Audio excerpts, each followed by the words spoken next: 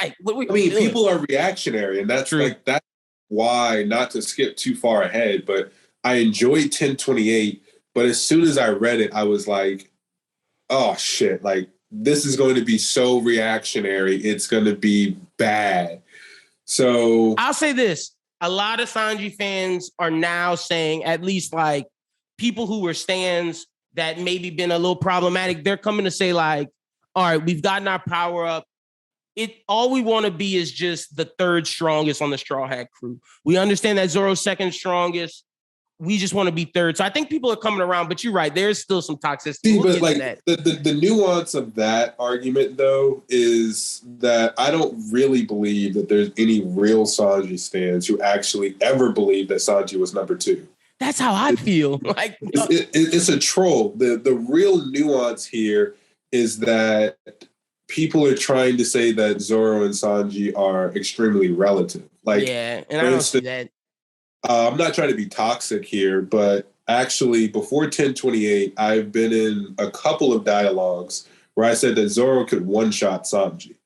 And that's not to, shit on Sanji. That hypothetical is based on if Sanji and Zoro basically had a Senior Pink versus Frankie fight, where it's basically turn-based, where Sanji says, all right, hit me with your best attack. I'm going to take it, and I'm going to hit you with my best attack, or vice versa. If Zoro stood there and let Sanji hit him with his strongest attack, like, what do you think the outcome would be? Oh, he stands. Now, before you answer that, though, remember, Ocean Sovereignty, for the few moments that Zoro blocked it, only destroyed 30 of his bones, and he still was able to get up, destroy Prometheus, scar Kaido, and deflect Kaido's blows, then take another blow from a Thunder Bagua and still stay conscious. So, again, what do you actually think Sanji could do to Zoro if he just put his blaze down and said, hit me, right? Before this chapter, I would have said, I'd have said nothing. Like, it would have just been an attack. It would have just been like, maybe like how Chopper slapped Queen. Like, Queen spit some blood, but it wasn't nothing. But if Zoro hit Sanji, I think because Sanji's defense isn't the best with no armament, I wouldn't say he gets one shot, but I'll definitely say... You can use armament. You can use armament. You can block. He gets cut bad. Like, he gets cut really bad and almost to the point of dying. I think it would take Zoro 2 hits to kill Sanji, if I'm being honest. That's why I disagree, because Sanji's armament hockey is so weak that when he was on offense, he broke his leg on Virgo. And this is why I say this. Virgo, who from a... All right, that's fair. No, you're right. Before this chapter, he would get one shot. Yeah, that's fair. Right. And so it's like, okay, Zoro cut Daz's bones in the freaking second arc of One Piece, basically, in Alabasta. So if Zoro can cut through steel in the freaking second arc... Not even that. If he can cut through Pika's armament, which is as strong as Virgo's... He can cut through, Pika's armament, the entire mountain. And he'd kill Sanji. He'd knock him out. I don't know if he'd kill him, but his whole shit would be broke inside. Nothing would be broken. He would separate Sanji's torso from his legs.